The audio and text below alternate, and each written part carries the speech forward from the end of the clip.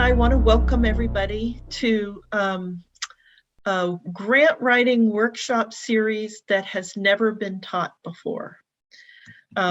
Leah and I have both done a lot of grant writing in our careers. I created a series to teach beginners and intermediate grant writers how to look at grant writing maybe a little differently and to lean further into the practice of grant writing. And Leah came to me and asked if this was something that we could adapt to serving all of the agencies that work with survivors of intimate partner violence. And I thought that was a great idea. And so we're focusing this series just on the network that are included in the Oregon Coalition Against Domestic and Sexual Violence. Terrific. So I'm going to have the next slide is just going to point out that we received funding from the Ford Family Foundation that is actually what's allowing us to bring this whole course to you at no cost, along with the in-kind contributions that Leah has made through the Oregon Coalition. So we're very grateful to the Ford Family Foundation for investing in you as grant writers. Leah and I are going to train this class as a team, and this is how it's going to work. So I am going to be the instructor. I've been teaching grant writing for quite a while, and I'll be a resource for you during the 4 session periods and for a couple months afterwards to help you incorporate the concepts you're going to learn. Some of you are going to go on to take the practice starter project that you're working on in the class, and you're going to submit a grant. And that'll be terrific. So I'm kind of the short-term timer in my relationship with you. And Leah's job is to build capacity for all of the agencies working for the Oregon Coalition. So she's going to be here to help build her relationship with you long-term. So we're both going to be involved in the workshop. Leah's doing kind of tech support for the video portion, and we're also going to use her as a resource for some grant writing knowledge that's specific to the field. So Leah, would you add anything else to that? No, I think that was great. The member programs, and some of you are affiliates. All of your organizations, though, are related in some way or another, and a lot of you know each other already. Terrific. So welcome everybody. So here's what we're going to be doing in each of the sessions. The sessions are 2 weeks apart, and there's a reason for that. Our first session today is going to focus on planning projects, figuring out your grant writing team, and figuring out where to go to look for funding. So project planning and positioning your organization for grant writing. Session 2, we're going to focus on the writing elements, the finesse of telling your story. Session 3, we're going to focus on budgeting and sustaining efforts once you get them started. And then session 4 will be evaluation, grant reporting, and preparing for site visits. So that's kind of the content for each session. Here's what we hope you'll be gaining. First thing is knowledge about grant writing, and that's terrific. I would say you could grab a book and get that same knowledge. So we're trying to do more than that. We're going to give you homework between each session, and that's an opportunity for you to try out the things that we're going to cover in each session. That homework is also going to be the way that Leah and I can interact one-on-one with you and your project. We can learn more about it. With your permission, we might share some of your homework with other class members so they can see what's going on at your agency. The third thing that we know that comes out of this is working with a grant writer is really the job of the whole organization. And so some of this is going to be helping your board understand what a grant program needs to be successful. So not just board development, but some staff development too. And then the last thing is networking. So as emerging grant writers, I think of grant writing more as a team sport rather than an individual support.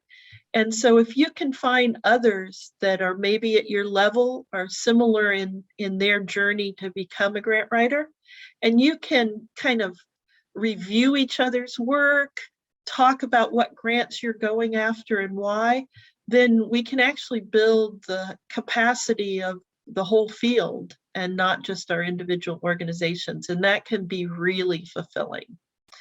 So that's what we hope you're going to gain from our time together. We'll be here for 90 minutes today, and at the end of those 90 minutes, you'll know what your homework assignment is. So that's a lot to cover in 90 minutes. I'll apologize ahead if I'm going quickly, but I'll need to get through the content. If you have any questions, you can either raise your hand and Leah will be watching for those hands, or there's a feature in Zoom that presents a hand. Leah will stop me and we'll make sure that your question gets answered. You can also put questions in the chat. And then my style of instructing is I actually ask a lot of questions. So when I ask a question, please feel free to unmute or keep yourself unmuted if there's not any static or noises in the line, because I want this to be an interactive process. Okay. Oh, and one last thing. We will be having guests after sessions 2 and 3. Levi Williams, a program officer from the Ford Family Foundation, will visit next time and talk about their programs. And we're trying to work on getting somebody from the Oregon Community Foundation to attend session 3 and talk about their programs then. So I think we're ready to get started. Okay, now this slide prompts me to say the thing that I usually start with, and I should say before COVID, my grant writing sessions were 5-hour in-person classes. And there was a lot more time for activities that you actually did in table groups and getting to know other people. So because we can't do that in the virtual version, that's why Leah is going to send out the participant list with contact information. So as you start to recognize people from their comments and questions, then you can start to communicate with them and see if they're up for some teamwork in grant writing. All right, so here's the first slide where I'm going to ask for an interpretation.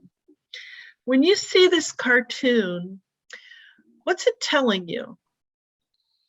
Why did I put this up?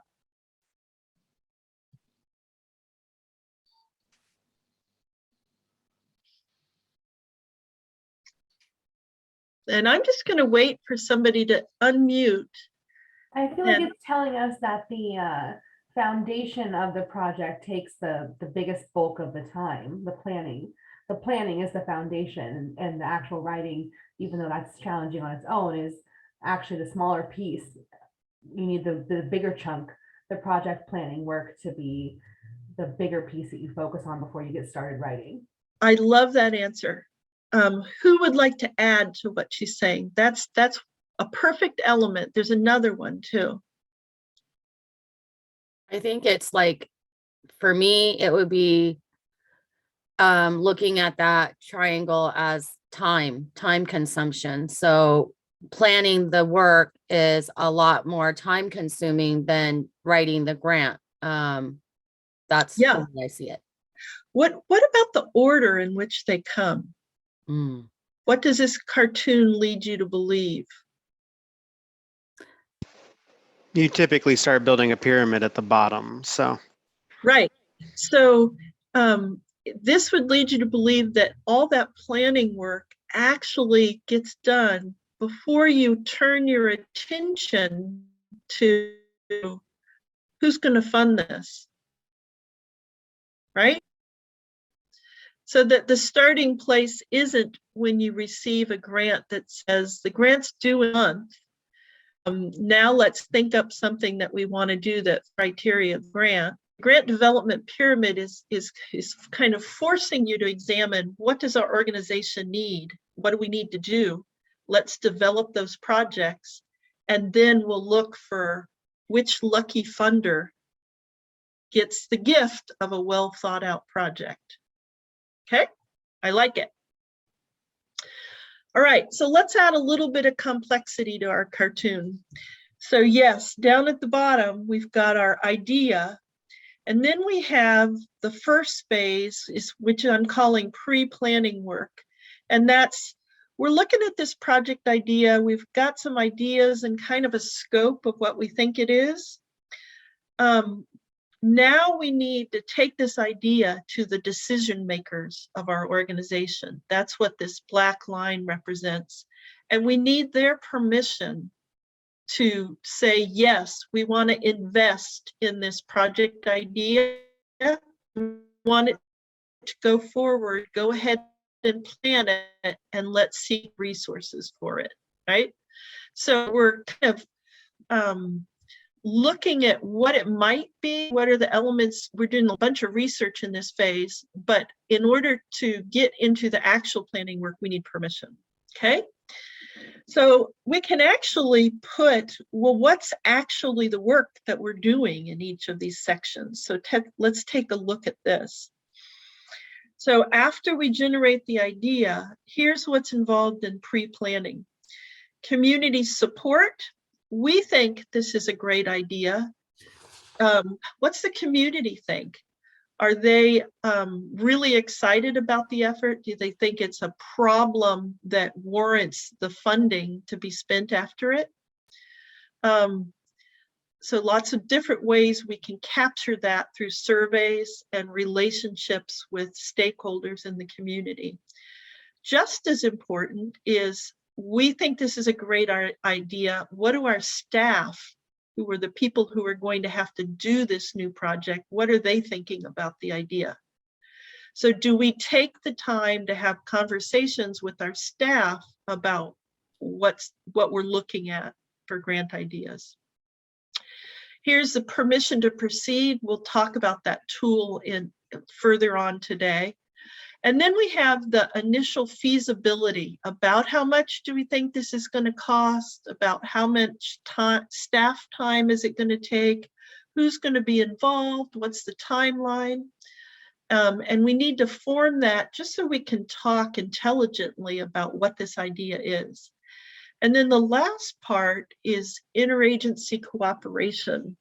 Now, why is that so critical, and especially so early on?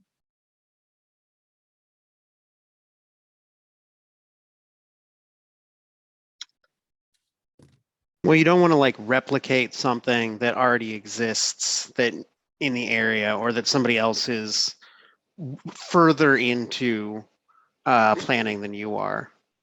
That's one good one. Another one, in agencies, especially in smaller communities, look at who else is working this problem. Sometimes like we're in a competition for resources, but actually the opposite is true. If you have the lens that we're all trying to solve these problems, and the more we can learn from other agencies, and the more that we can work to have them help us with accomplish our projects and offer help to them, then we get to that magic word of collaboration, which everybody is looking for on grants. And so planning, how are the other interagencies that we work with going to play a part in each of our projects? In order to get that to actually happen, we've got to put it in our scope of work. So we have to have those conversations early. Okay, So we get done with that rung, then we get the permission to proceed, and then we can actually look at our staffing plan. How are we going to fund this thing? Which funders are we going to go to? And then we're ready to actually look at the applications, write those applications, and be successful. Okay? So if that's all the work, then the question is, who's doing all that work in your organization? Is it the grant writer? Everyone. Okay, I like everyone, but when you say everybody, who's going to do what? Right? So for the grant writer, unless they want to be stuck doing everything, which certainly does happen, part of our job is to make sure that all of the things happen in the grant writing pyramid and that the work is delegated. So all I did in this slide is just copy all the tasks, and now I'm assigning them. So in this case, what's the grant writer doing? Not much. Not a lot, just writing the grants and funder contact. Right. And that's because this grant writer is really experienced and they figured out their highest value is actually the writing part. But if they're going to use their highest value, they're going to have to rely on the other people, the staff and the board in this case, to do the planning work. And when you look at your organization, how much of you see that that planning work happens automatically, and that those projects are now ready for the grant writer to talk about them? So all of a sudden, you can start seeing how important this board development and staff development is. Who's going to be responsible for what? Because to me, you really want as many people engaged in that planning work as possible. That's kind of the vital future projects that you're going to do. And you want everybody excited about that work, right? So your organization may not look anything like this, and who does the lion's share of this work. But again, it's our responsibility as a grant writer to try and shift that balance so that we have a doable amount of work, that we can get more grants written because we've got a team of people that we're working with to help plan out those projects. Leah, I'm going to just ask for, what do you think about this table? You know, I think it illustrates really well, even if the executive director or one person in the agency does the whole thing from start to finish, it really shows everybody that even if it's one person that's doing it, there are so many different hats that person has to wear. And it's no wonder that it takes a long time to really write a really well executed grant. Right. Now, as the grant writer for my organization, I am involved in a lot of planning work because everybody's busy, and I'm the one that's facing the deadlines that are coming up. But to the degree that I'm managing my time well, engaging others and having them participate in the work is only going to keep me in the field, because I'm not creating an undoable amount of work for myself. Okay. So now we've got our grant development pyramid, and now we need to start putting some time frames on it. Let's take a generic project. So we need enough time to get this grant planned and written. So how are we going to manage that? Well, of course, it depends on the type of project that you're writing. I understand in your field, there are a lot of programming grants that are available on an annual or biannual basis. So let's think of one of those. And in general, I think you should give yourself 2 weeks to kind of brainstorm, what are we going to do this year? What's going to be different? Let's talk to the community, talk to our staff, talk to the other agencies, and create a scope of work. After we get permission to go forward on that plan, another couple of weeks of creating the staffing plans and the financial plan, and then 2 weeks to write the grant. So that's going to create a process that isn't rushed and doesn't create undue stress on you or the rest of the people in the agency that need to participate. Okay, so here's what happens when you put it off till the last minute. And what's different about our shape?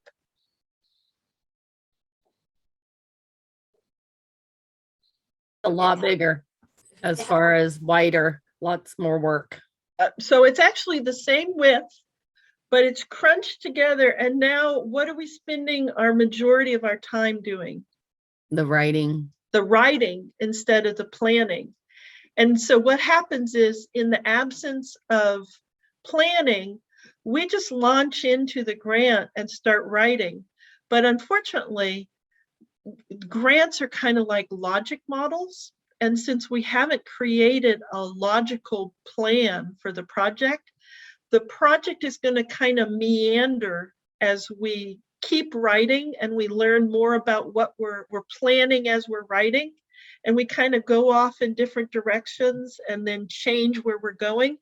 And we're happy when we get to the end. We're not really proud of our work, but unfortunately, when the funders see it, it's really obvious to them that not enough time was spent planning, and they can see that in the way that it was written, right? So we're kind of not fooling anybody that we skimped on the planning work. So if we're going to figure out how to do this the right way, we're going to have to force ourselves to create a process that gets us to the end, submitting that grant in a joyful manner. We don't want to get there time after time being stressed and anxiety filled, because if that keeps happening, we're going to decide we don't like grant writing. Yeah. Right?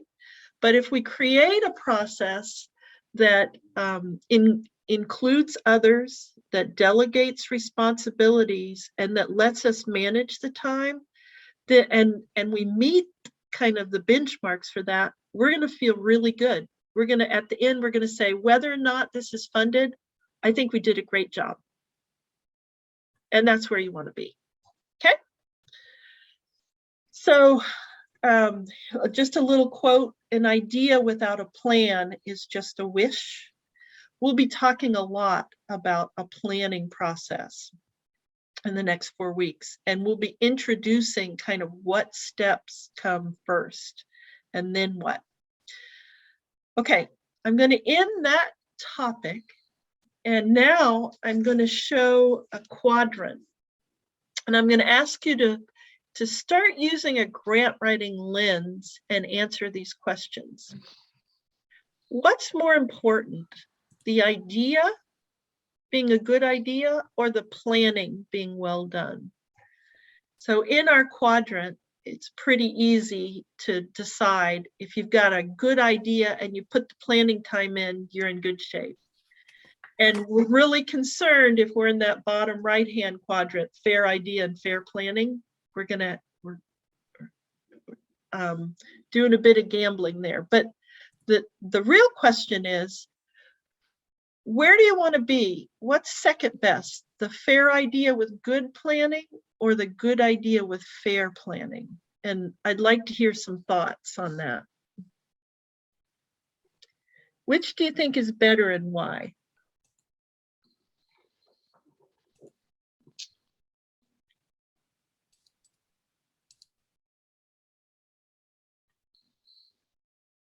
I think that to Fair have a idea is good good planning. planning.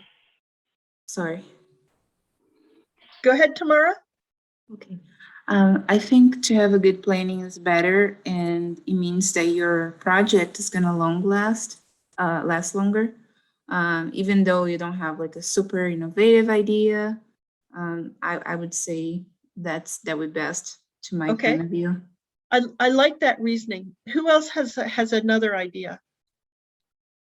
I feel like fair idea, good planning is good because as you plan, your idea could develop into a good idea rather than just a fair idea. So while you're networking and reaching out to different agencies, you could actually develop that fair idea into a good or great idea. I really like that thinking. What else? Who's got another thought?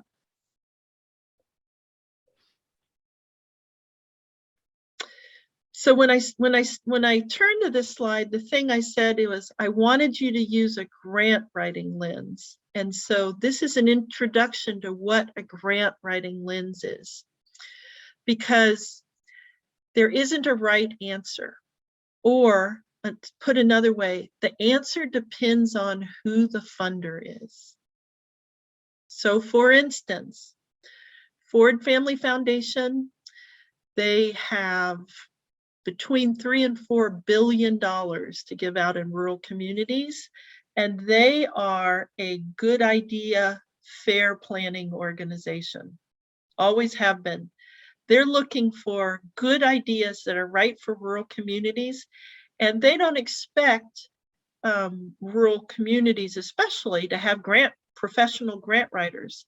So they're going to help you with the planning. And when Levi comes and speaks, he'll say, we're very rarely a no. Sometimes we use not yet, but they want to build the capacity of grant writing in rural communities. So they're looking for the ideas with some planning elements. Now, state agencies, on the other hand, they're going for completeness of the proposal and all of the planning elements in place. The ideas don't have to be innovative, as Tamara said correctly. There can be a range of things that they're looking to fund. So it really depends on who you're going after. And that means that you're really going to have to know more about the funders and what they're looking for in the projects they support. Now, I'm not going to say that your opinion doesn't matter. It absolutely does. But as a grant writer, we have to start thinking about what the funder is looking for, because they're really our client, right? And we want to be their client. Okay, so what is a good idea? What does that mean? And we're going to continue with this idea of a grant writing lens. So let's start with your organization. And I drew this yellow circle in the middle of the slide. And if I said everything inside that yellow circle is what your organization hopes to accomplish, what's another term for that?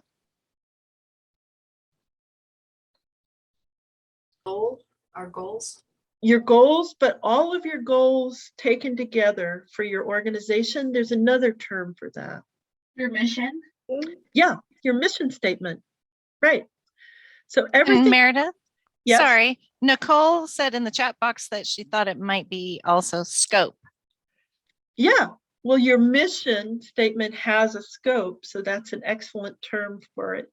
So I think this circle is helpful because, you know, your mission is finite. Your specific organization is different than other organizations, but you can say, we're trying to accomplish this. So I'm going to show the next slide, which actually was asking people to share who they were and to tell us about your mission. But kind of the cool thing about this class is the organizations that are working with survivors sort of have similar missions. But what I would ask is, have you heard about your mission? Is it easily accessible to somebody that's going to your website and looking and seeing who you are? Would you be able to repeat your mission? Because it's really a core to planning the future. You've got to have those goals or scope in mind as you do that.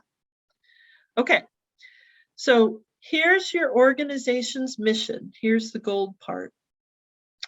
There's a lot included in the gold part, and if organizations try and accomplish it all at once, it may not go well.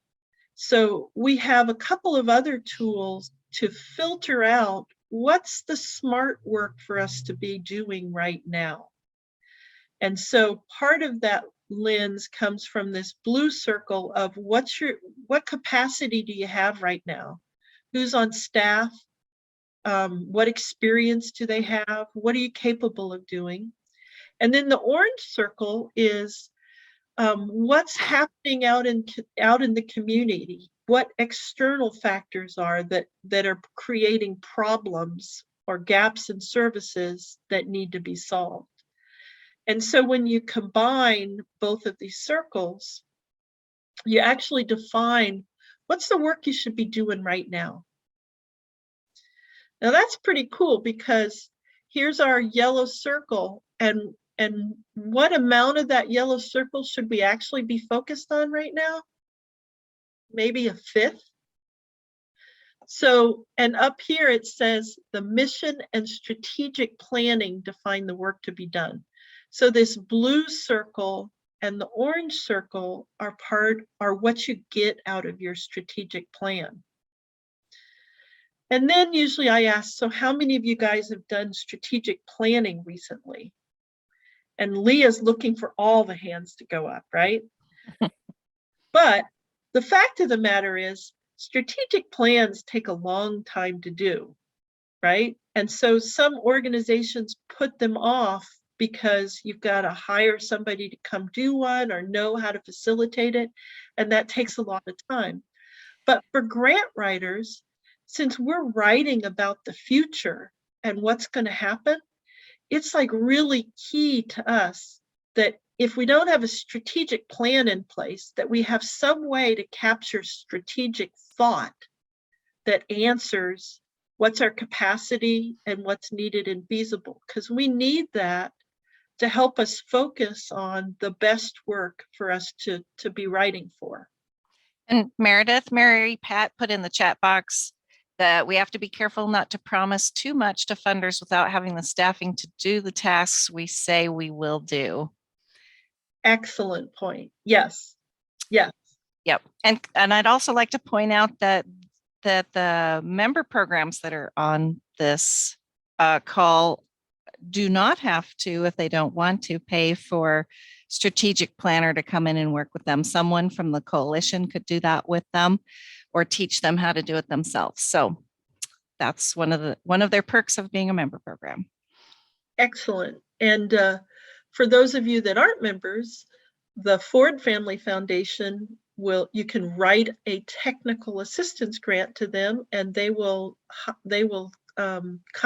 give you the money to contract with somebody to help you do strategic planning.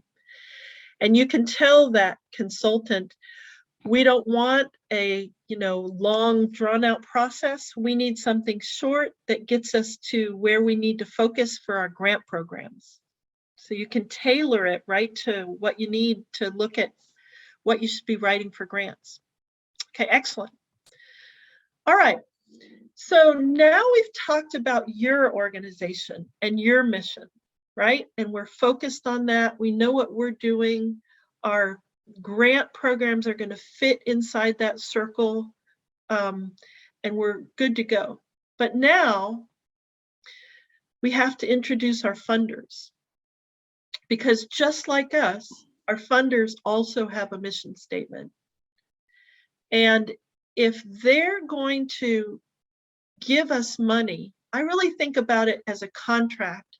Funders want to contract organizations that share their mission because they're buying our services, because the part of the overlap that there is in mission is work that they want done. So they're hiring us to help them accomplish their mission.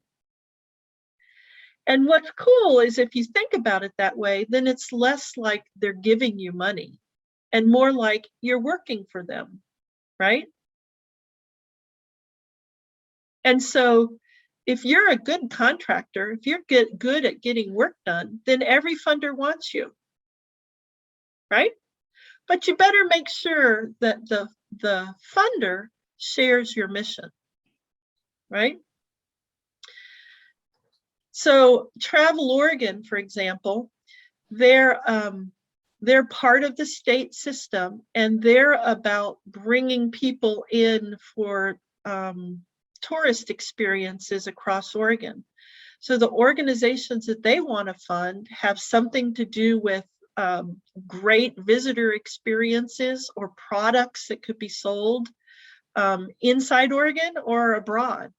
And so if you're not one of those organizations that have overlap with that organization, then you really don't, the chances of getting money from them are so low that you wouldn't want to even apply, right? Now, here's an instance where this organization has overlap with Travel Oregon, but they don't have any overlap at all with the Humane Society. So what should this organization do? Well, one answer would be steer clear of the Humane Society because they can't hope to get funding from them. But sometimes when organizations are new, what they decide is, well, we'll just change what we're doing. We'll plan a project that does have overlap with the Humane Society so we can go after that. And then we'll just kind of broaden our mission, right? So that's kind of what Mary Pat was talking about. It's similar to not having the capacity. This is having eyes that are too big and feeling like you can just expand your mission to also secure funding from them. But look here, one of the problems you can see in this abstract version, here's the overlap you have with one funder, and it's this part of your mission. And now you're pledging to do work on entirely another part of your mission. So without that strategic focus, it's pretty sure that you're not going to be wanting to do work in those very different parts of your mission unless you've built the capacity to do that. So when we start looking at chasing money, then we get this mission creep. And so we've got to hold ourselves to what do we have the capacity to do and to sustain before we start looking at other funding sources that we could take advantage of. Okay, so we've grounded ourselves in our mission. We're looking for funders that have missions that overlap with ours. And how do we go about finding them? So the Foundation Data Book is a big, thick, I'm going to call it a tome.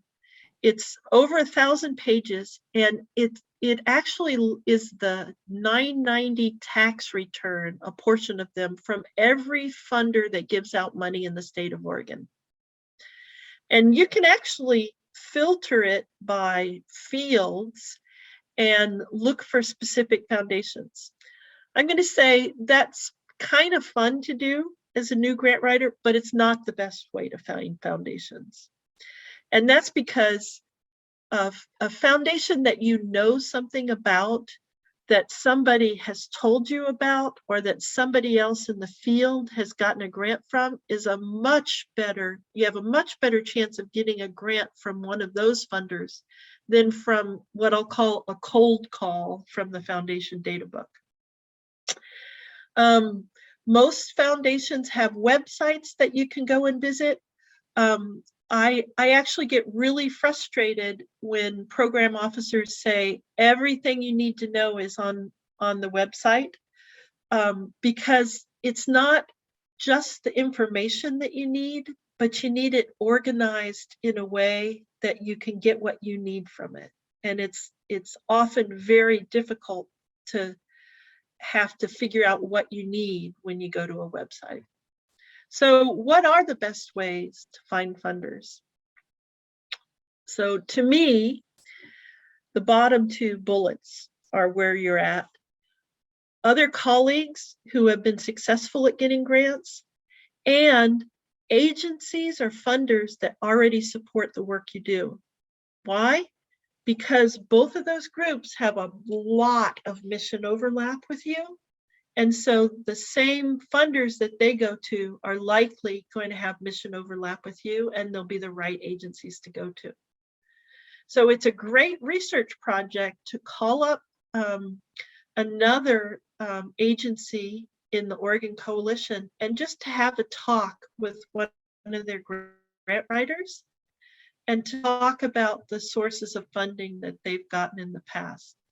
Now, Leah, I'm going to ask, do you think that some of the powerhouse grant writers in the coalition would be receptive to a call like that?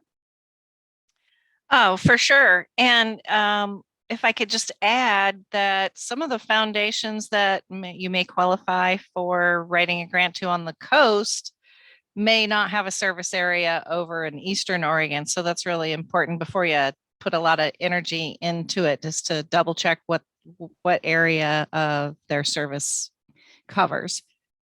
But Leah would be a great point of contact for helping you get matched up to a more experienced colleague in your field and maybe in your region. Yeah, Yeah. Absolutely. Great. Okay, so one of the handouts that Leah shared was something that I compiled. This isn't specifically for the Oregon Coalition groups, but it's just 50 common funders in Oregon, and it's got information about what types of grants they like to give out, amounts, and how to find their website. So to me, probably 95% of the grants that I write are on this list, and I probably hit 100 grants a year or close to it. So I rarely go for national grants unless they're federal programs. So I want the high probabilities of winning those grants. And I'm not likely to do what I call cold call grants, something that I don't know anything about. Okay. Can I give an example of that, Meredith, that folks might be able to relate to? So Mary Kay Foundation is a national foundation that provides 1 to 2 grants per state across the country. And so that may seem like because she has a specific area of interest, which is domestic violence emergency programs. But they're not easy grants to get because only 1, maybe 2 per state every year gets the funding. So I probably applied for it 6 times and I got it twice. And so just those kinds of things are really helpful to know. Yeah. Versus somebody like the Ford Family Foundation that only funds in Oregon and is very family focused. Okay, good. So you've got your funders list, and you're welcome to share that with whoever you want. It's just a resource for you. Okay, so let's now start thinking about the types of grants that there are and how do you name them? So the first one is, what's the difference between operating and program grants? And I'm going to show you the way I define them. And it's visual because I'm a very visual person. And we're going to go back to our mission. So here's our mission. Everything that we do that helps us directly accomplish our mission, we're going to call programming. Anything that isn't directly helping us accomplish our mission, even though it may be critically important, but it's indirect, that's called operating. So our advocates are, what are some, Leah, can you help me with some programming features of the coalition groups that would go into programming? Transitional housing, the shelter, if you have I don't know, some kind of court advocacy, anything that directly supports your survivor support groups. Right. So those are going in programming. Operating are going to be costs, the support costs. So Leah, can you give some examples of operating costs? Yeah, bookkeepers, accountants, travel for those people to go get trained, your overhead in your office if it's not used for meeting with clients, things that don't directly provide support to survivors. Yep. And so now let's think about the executive director. Where do they belong? Well, actually, it really depends on how your agency operates, because in smaller communities, the executive director may be doing a good amount of programming and some administrative work. So sometimes we actually have to break people, not literally, but we have to split them into assigned time for operating and assigned time for programming. And why is that important? Well, go back to our funders and their missions, and they're paying us to accomplish their mission. So the operating functions aren't helping them directly accomplish their mission either. So some funders put a lower priority on the operating functions. Now, other funders, plenty of them understand that we can't run our organizations without these operating features. So they're going to give us some funding for those operating too, but they expect us to keep this kind of not to a minimum, but at a right balance between the percentage of funds you bring in operating and the amount you're spending on programming.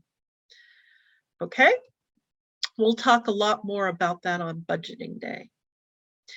So then we have some other grant classifications. Capacity building grants mean that you're learning something or you're expanding something into a new area. Capital grants are you're building something that's tangible, buildings, sometimes expensive equipment over $10,000. You'd have a capital project for it, furnaces.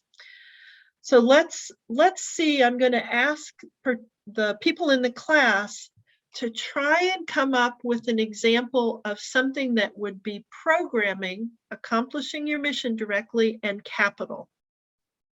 What's a project you could do that would be both programming and capital? Our agency is project planning for like pet care facilities on our shelter property. So our programming is our emergency shelter program, but we need capital to kind of expand it to include their fur babies as well. Perfect. And that's a project I've heard before. I think that's a great project. Okay, great. What's an example? Capacity building is learning something or expanding your programs. And what's a capacity building project that's also programming?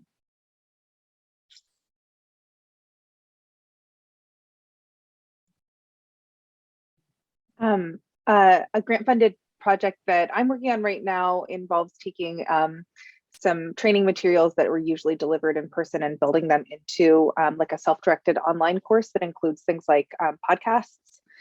So we're really building agency capacity with that because we're learning how to do that. We're buying the like the physical materials, like a microphone and things like that. Great. The software programs. Okay, and Martina, who's going to benefit from the education? Oh, survivors. Okay, perfect. If it was, if you were doing all that for your board or staff training, then that would be, right. That could be an operating capacity building project. Okay, good. So last one, what's an example of a capital project that's also operating?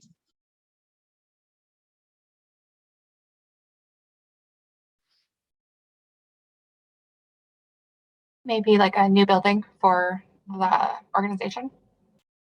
If it was for the whole organization and you did client work in that building, then there would be both programming and operating.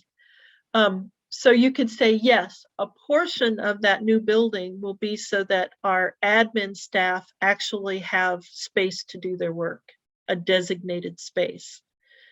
And in fact, when you do building projects, you want to separate out how much of this is going to be used for programming and how much of it's going to be for operating.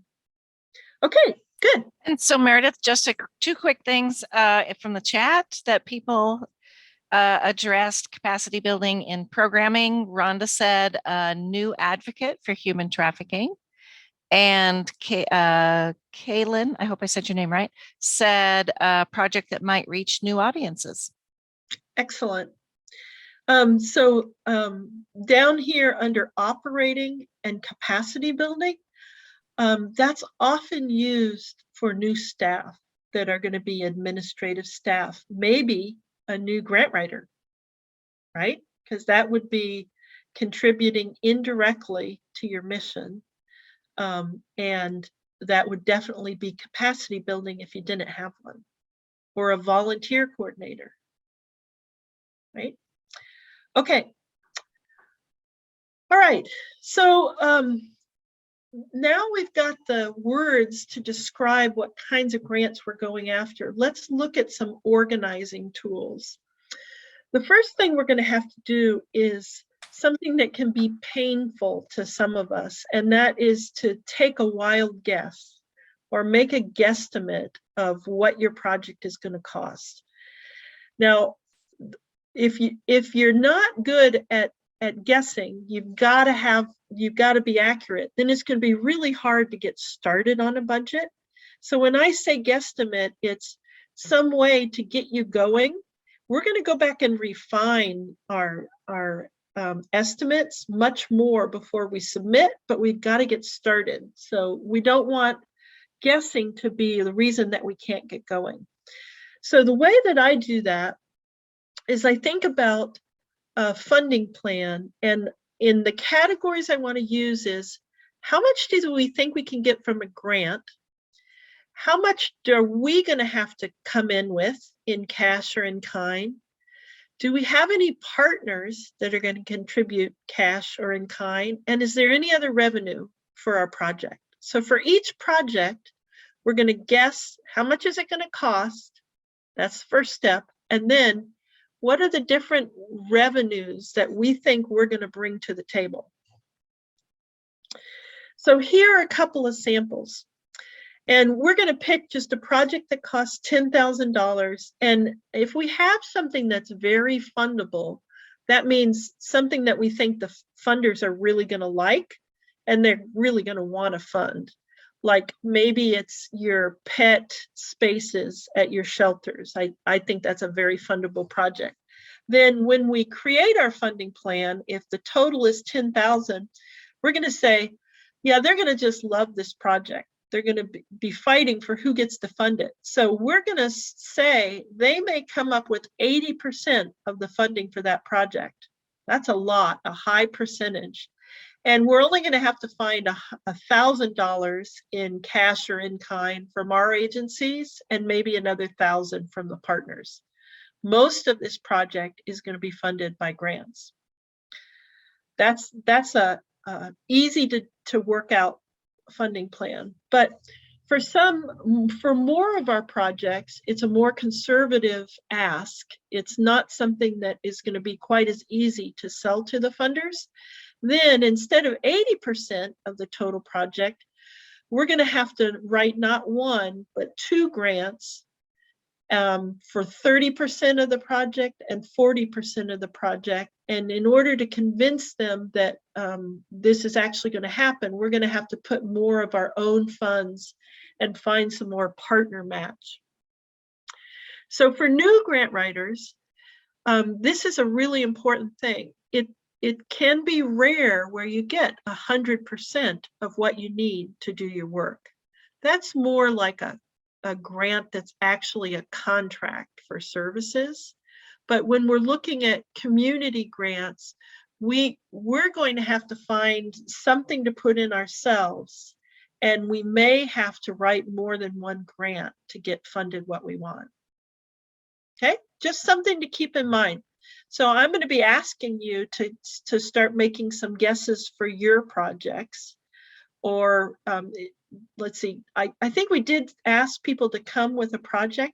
If you don't have a project, don't worry about it. You can think about, you can either keep working on developing an idea for a project, or you can think about an operating ask for general funds for your organization as your class project.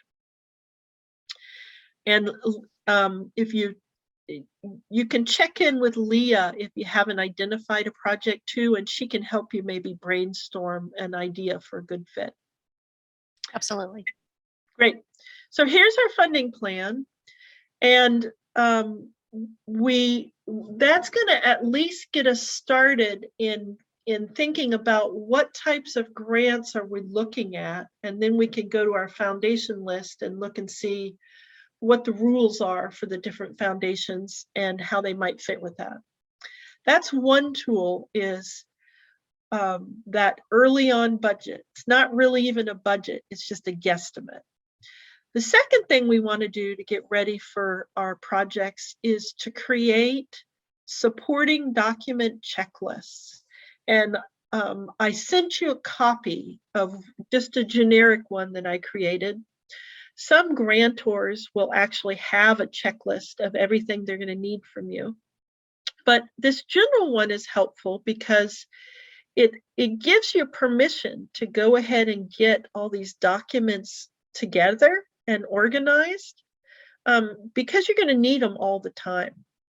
So you can just check off whether you have these things and if you know where to find them, and if there's an electronic version that is available for you. So each of these things I keep on my home computer and then in our bigger database with the organization so that everybody has access to them. And if I have them and they're organized, then what it means is if Leah calls me up and says, hey, Meredith, I got a sneak peek at a grant that's coming out. It's only going to be offered for a week. And when the deadline hits, they're not taking any more applications. Then because I have all my supporting documents ready to go, I'm a couple of steps closer to meeting that really quick and tight deadline. If I had to start at the beginning and look for all these things as part of that process, I'd never meet that deadline.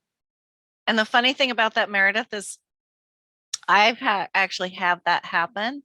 And I've had it where a funder will call me and say, okay, you answered the phone. If you can fill out this short application by the end of the day tomorrow, then you're in.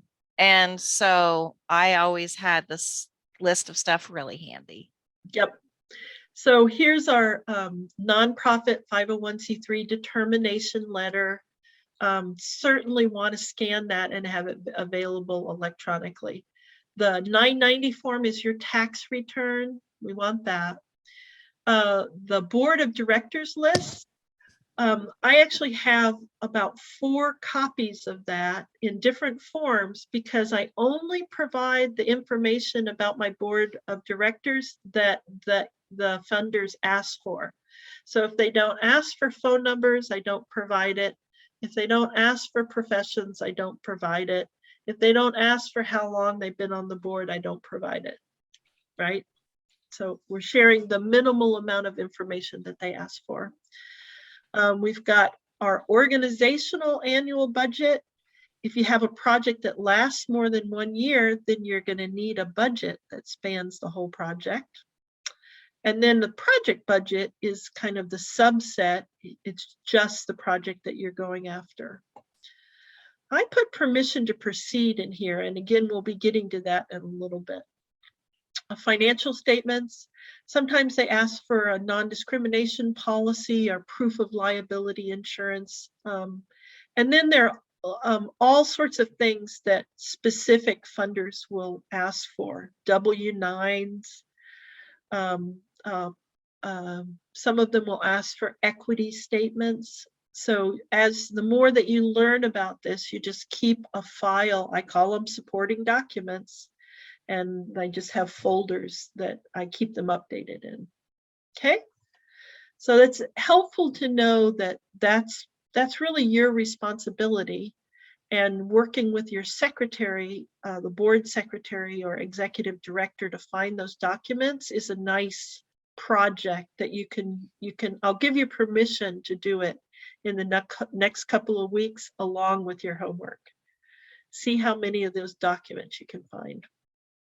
Okay, so we've been talking about permission to proceed, and now I keep alluding to it, and now we're going to talk about it.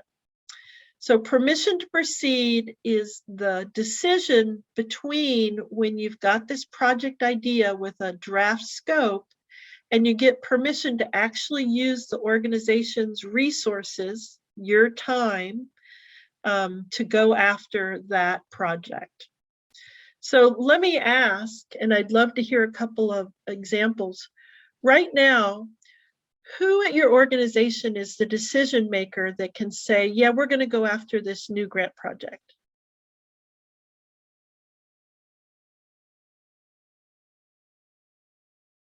Who can provide the yes at your Yeah, it would be organization? our executive director. Yep, Okay. our executive director. Okay. And how how do you communicate what you want to do to that person and get the yes? Or how does the executive director communicate with the board what they want to do? Usually a simple presentation, or bring it up at the board meeting and see if they support the idea, something along those lines. Okay. And something maybe that you can include in the board packet so they can read about it. Right. So is it written down? Yes. Okay. And is the executive director the only person that does that? In our organization, there's only six staff, including myself. So I'm kind of the guy, the girl, the lady Okay, who does it great. all. Great.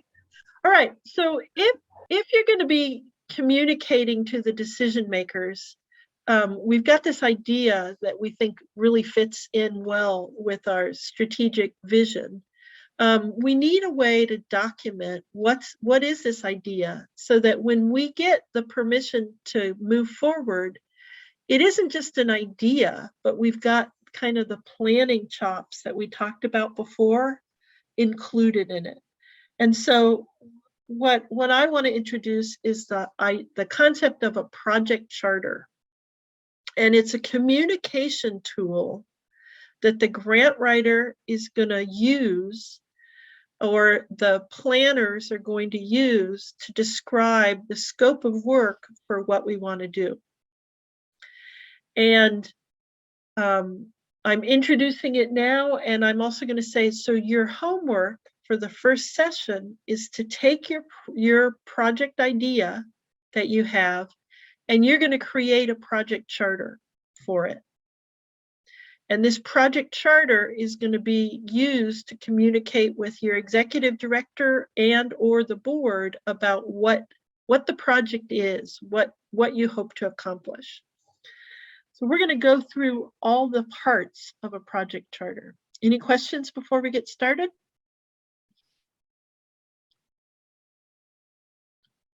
Okay. So the project charter is going to describe what are the activities, or what are the treatments that are actually going to happen in the project. What do you plan to do? Who's going to be served? Who's going to do the organization? Who's going to do the work? And who's going to administer the work? So here's so I should say I've shared two documents with you for your homework. One is the project charter template that has all the pieces of it. And then I've also shared a sample project charter of work that another participant did to complete the project charter. So we're going to give you a chance to try it out. So in this case, the project that I'm going to use just as an example to show you what we're looking for in each of the pieces of the template. This was the City of Talent, and they had a town hall building that had no heating in it. So the project was to replace their gas furnace and install new curtains so that it would be comfortable in the building. So in their project charter, they just said, here's what we're going to do. Here's when we expect to complete it, and who's it going to benefit? It's going to benefit community members and visitors to the community. So small, succinct, it's just to orient the reader. This is what's going to happen. The next section is, it shares what the activities, or what I call deliverables, are. And that's what are the steps that you're going to use to accomplish your project. So there are two sections. What are the activities you plan to do? And how do you know that it actually got done? And so here's what this looks like. So for our gas furnace and curtain project, we're going to secure funding. And how do we know we did it? Well, we've got the funding secured by this date. They're going to do some energy measurements, and we've got a timeline for when that gets done. So this is really a timeline that the person reading this can look at and get a sense of what's the work and when is it going to happen. So we go through all of what the purchasing the units, getting them installed, and then measuring the energy data after they're installed. And the last step for almost all of these timelines are going to be to write a final report and submit it to funders. So here's when we're starting, and here's when we're ending. Now, when you write this first project charter, do you actually know when this is going to happen? No, we're just guessing again. We're trying to communicate to the decision makers when we think these things will happen. Okay? So then the next step after what's going to happen is, so in addition to the activities that you just listed, what are some other benefits of what might happen as a result of getting all these activities done? And so you might say, well, we're doing this project, and that's because we've never written a grant here in the City of Talent. So we want to get some grant writing capacity. We want to work with some new partners. Maybe they're going to welcome a preschool into the town hall in the new warmer space. And maybe an idea would be enrolling new clients. Those are all things that could go under the other measures of success. And you have access to the PowerPoint. So here I just listed the other measures of success that they used for this town hall project. They're hoping that by having a warmer space, it's going to be more comfortable and more people are going to use it. That'll make sense. Right? So you're going to do the same for your project. Now, in a scoping document, what's fun is we talk about what we are going to do, but we also want to talk about what's outside of the project scope. So what's not included. And that can take you a couple of minutes to figure out why is that important and what does that mean? But sometimes it helps you filter who the project's for. Like, is there a certain age group? Are we talking about adults and children and families, or just adults? Are we going to use any of the project funds on staffing? Right? So those are all items we can put in what's not included. I am going to ask you to come up with some estimates for what you think the project's going to cost and what sources of revenue we're going to have, just like we talked about in the funding plan. And you may not know that information yet, so go ahead and take a guess, or you can leave it blank. That's okay if you really don't know yet. We're going to talk a lot more in section 3 about the difference between in-kind, which is labor or items that are donated, and cash. Because if you're going to have donations, then you're going to have to put some kind of value on what that donation will be, because funders some of them count in-kind donations just like cash, or it's similar to cash. So you may value volunteer labor at an amount that might be $20 an hour, might be $15 an hour, and we'll talk about the nuances of how you pick how much to value items at. And Meredith, in our field, there is sort of an industry standard for valuing volunteer hours, not professional services. That's a different thing.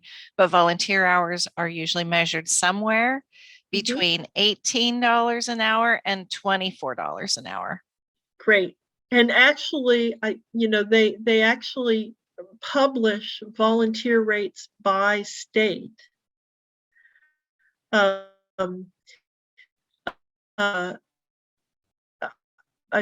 forget the listing for that, but I live on the Oregon coast in a town that is pretty impoverished.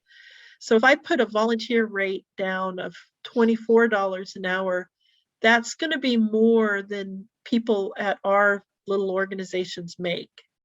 So I tend to go for a lower volunteer in-kind amount unless it's a federal grant or a state grant, because I want to respect the value that staff are paid. I don't want to have a volunteer rate that's higher than my staff rate.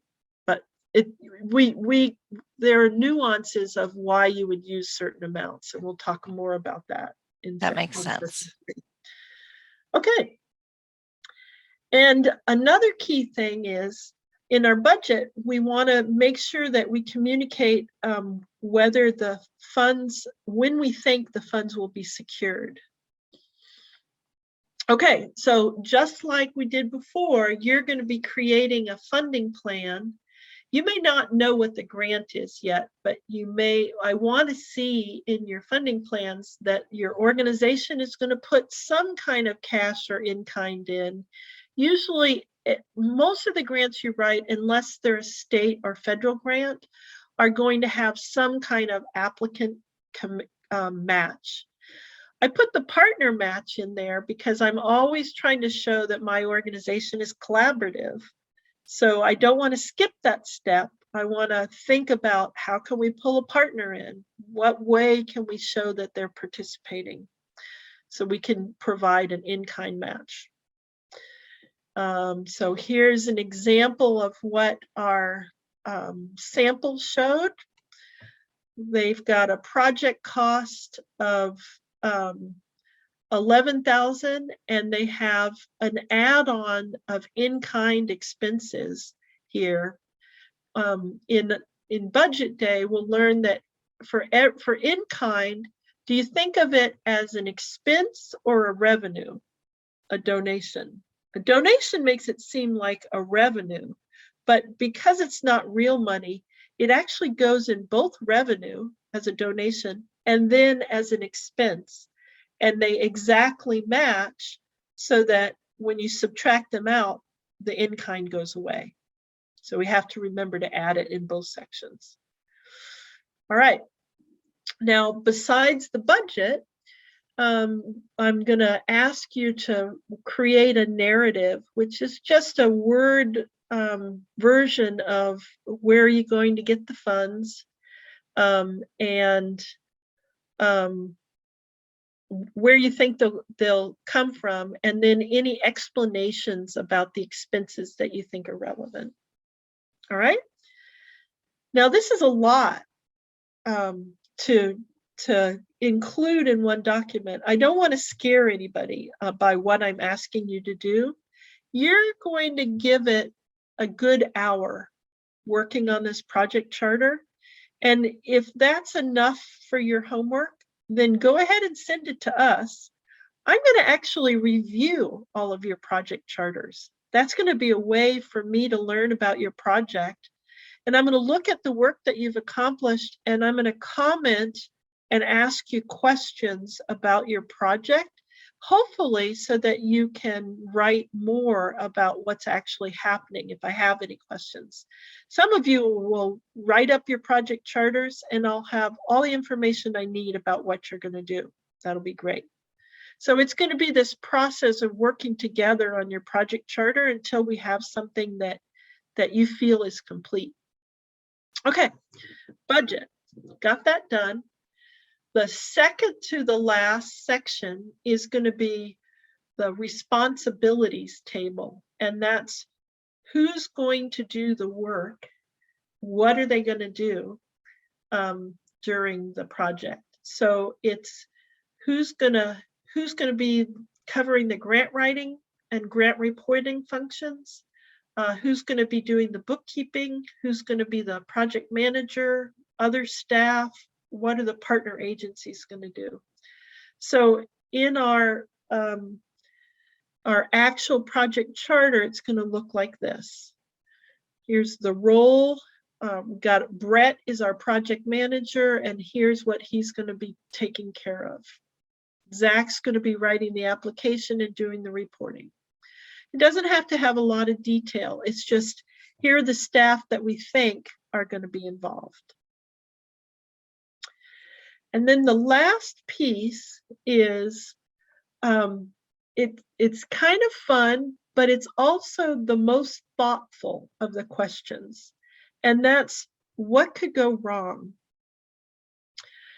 Another way to say that is, what should you be thinking about as you plan that you need to make sure you consider in the project, right? So if something's going to go wrong, identify it now and come up with a plan so that it doesn't happen. So let's look at the sample, our gas furnace and drapes project. So the first one is we don't get the first grant. And so here's the problem and how do we solve it? Okay, so that means we're going to have to go after other grants, and that's going to push our timeline back considerably. Okay. Next thing that could happen, well, the things are going to cost more than we thought. Okay, so to avoid this, we're going to go and get multiple bids ahead of going after the grant. That just makes sense. What happens if we decide that there's another project with higher priorities while we're still fundraising? Well, they didn't put how they were going to mitigate that, but I would say that since we've already prioritized this as the first project in line, we're not going to go on to anything else until we finish fundraising for this. So that's something that you can put. This piece is really the part when somebody reads this section, they think, oh, these guys have really thought through this. I believe they're the right group to do this. So what could go wrong? Okay, that's it. Now, all of that writing, how long do you think a project charter is going to be?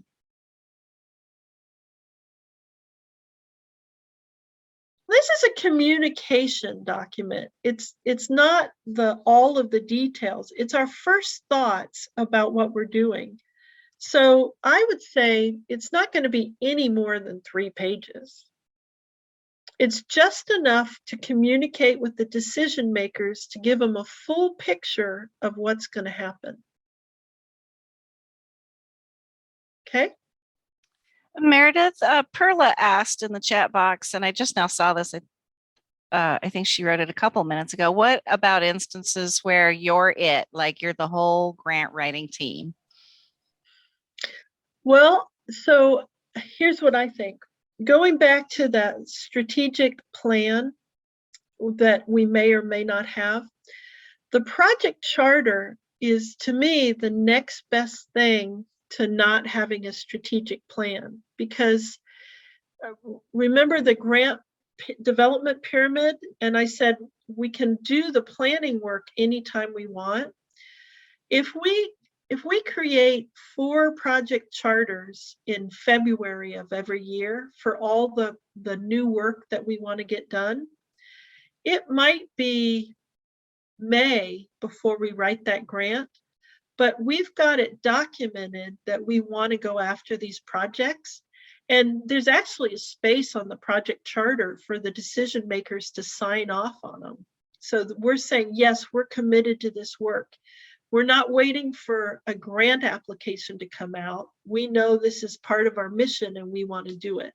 So it's actually holding our mission at the center of our grant writing, right? So having that project charter, getting it signed by the executive director or the board, if you're the executive director, sometimes I'll actually submit the signed project charters with my grants to show the funders that we started this idea 6 months ago. It's not just in time for the deadline idea. We've really put our planning in. So it actually makes your organization look really thoughtful. So let me ask this. If you were a board member and you started getting project charters written by your organization's grant writer, what would that feel like to you?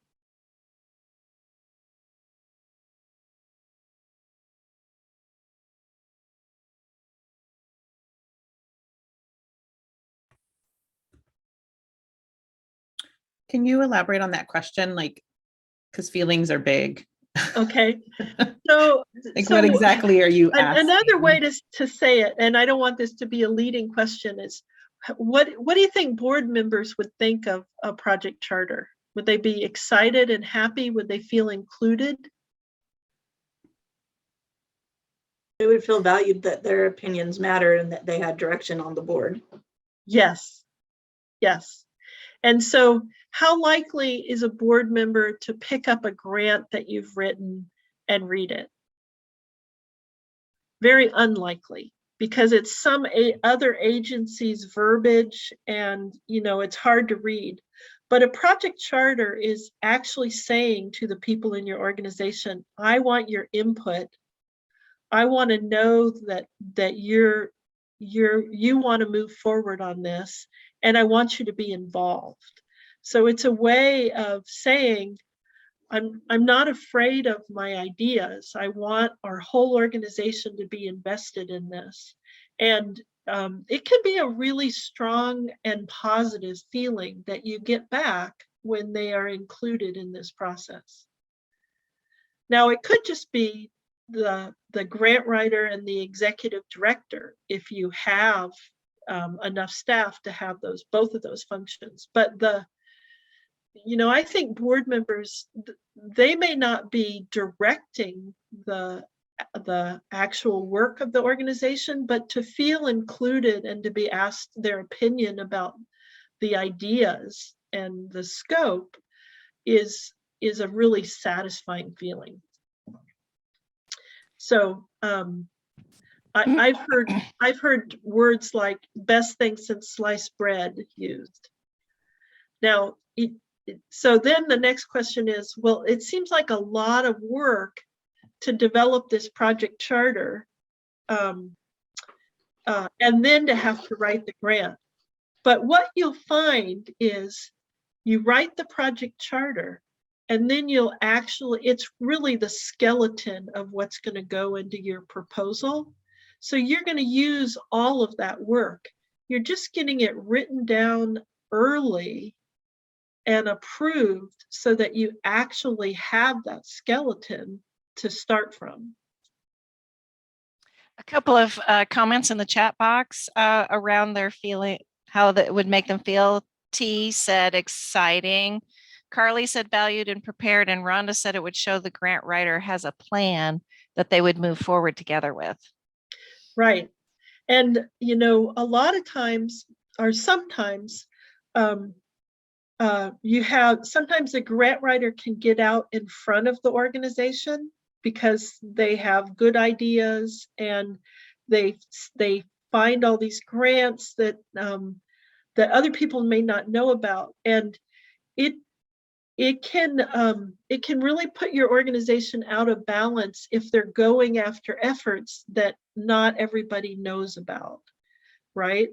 And so making sure that communication happens between what are the available opportunities and what's our plan and how does it fit into other things that our organization may doing is really critical to having that kind of joyful feeling around it, so that we're all coming along for the resource development of the organization. So we want input from others, and we don't want other people not to know what things we're going after. So getting it down on paper and creating a process to share it early on is really going to make it much easier when you go to the other steps of the pyramid where you're doing the formal planning and the grant writing. Okay, so that's a project charter. And I'm going to show the last slide. And that is that we're going to give you a chance to work on a project charter. And you've got 2 weeks. I know some of you will get your project charter to me this weekend, and that will be great because I'll have plenty of time to review it, make comments, and get it back to you. And you can send me another version of it if you'd like. So I'm sharing, this is my personal email. And if you'll use that one, that's fine. I also shared at the beginning of the slideshow my work email. You can send it to me for that in that way as well. And my standard is I use track changes in the Word document function. And that allows you to see what my suggestions are. And my suggestions are just suggestions. You can, in track the function, you can accept my suggestions or reject them because you think the way that you've stated it is perfectly valid, and that's great. I'll also add comments, and in the review panel of Word, once you read my comments, you can respond to them, change things, and then delete my comment. And if you don't know how to use track changes, then we can create a Zoom meeting and I can show you how to do them. If you prefer not to use track changes, then let me know when you send me your project charter. So the project charter work and the review session is actually what's going to get you started on your proposal for your project if you haven't already started. Now, if you already have written a grant for this project and maybe it didn't get funded and you have a grant that you'd like me to review and make suggestions on, I'm happy to do that too. But practicing converting a grant project that maybe didn't get funded into a project charter might help you as you work on how to repackage it. Okay, we have come to 4 o'clock. I know handing you this homework and saying good luck is kind of a high bar. So if you want to stay on and talk to me about it, that's fine. But there are no rights and wrongs. You're giving this tool a chance. Some of you will take to it real easy and others of you will get stuck. If you get stuck, send me what you have and we'll work on getting you unstuck. Okay, great. Meredith, a question in the chat box is a question around track changes. How does that work? And is that in a Word document? If you could explain that. Okay. So let me pull up a document. So here's a document. And if I go up, it's in Word. If I go up to review,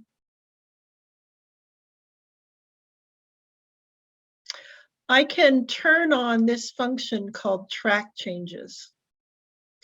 And when I do that, if I decide that this amount is incorrect and it really should say 50,000, then it's going to leave the old amount and it's going to add 50,000. So I can make whatever comments I want. So now I make all my comments and I send it to you, and it has track changes turned on when you open the document. And I've got all these things that you can see. So then you're going to go up into review and you're going to say, well, I see that Meredith's right, so I'm going to accept that change. And it will do that. It took away my old number, and now if I click again, it will accept my new number. And so you can just go through the document and look at all the suggestions I've made and decide if you want to accept them or not. Okay? Awesome. And for clarification, folks who have more than one person from one agency, they would be working on their charter together. They're welcome to work on your charter together. For those of you that get through the project charter and it was piece of cake, if you have another project you want to get started to and write a second project charter, that's awesome. Because what I'm hoping is that you'll think this project charter is a pretty nifty tool and you'll want to start using it as the start of every grant project. That's what I do. So we're going to give you the chance to try it out. Doubles can work on the same project together. If you decide you both want to work on independent projects, that's fine too. But if you're working together as a team, you can work together, you can get together and work on the project charter together, or you can both attempt a project charter and then compare what you both did to see if it's consistent. Okay, any other questions? How are you feeling? How's your anxiety level about the homework? 700%. Okay. Well, for some of us, it will be, but give it a try.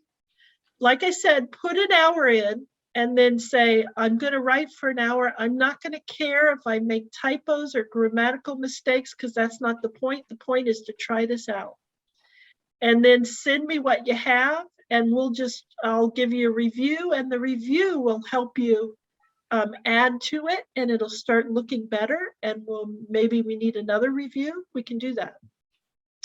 One caveat is don't wait until Wednesday night before class to send me your project charter, because I won't have a chance to look at it. So it's okay if you wait till then, but I won't promise to have a review ready for you. Okay. So Meredith, you want to just reiterate that if people get stuck, they could reach out to either one of us. I'm seeing a little bit of stress in the chat box, and I just want to reassure everyone. Yes. So Leah is my backup project charter encourager, and if you don't want to send it to me yet, you're welcome to not only send it to Leah, but maybe tell Leah you're having a hard time working on it, and you can set up a short Zoom meeting and work on it together. And you can do that with me. It might be more, I hope I'm not intimidating, because, you know, the first time I wrote a project charter, it was kind of hard too. So we're going to coach you through it. So, but you have to reach out and say, I think I need help. Either one of us are happy to sit down for 30 minutes and get you started on your project charter. And if you don't, for whatever reason, you don't get your project charter done before next class, the world is not going to end. Please come back to the second session, because the second session will be different content. We'll still get that project charter going. Okay, Leah. Well, thanks everybody for your time. All right. Great job, everybody. I see wheels turning and smoke coming out of ears. So you've got a lot to think about. I will be resending out the documents I sent out earlier, and I'll send out the slides and the participant list. As soon as we're done here, you'll all get, so you'll have each other's emails, and We encourage you to reach out to each other for support as well. And that may not feel like an organic thing at this session, but you're going to get to know each other pretty well. And so by the end of the next session, you'll all be buddies.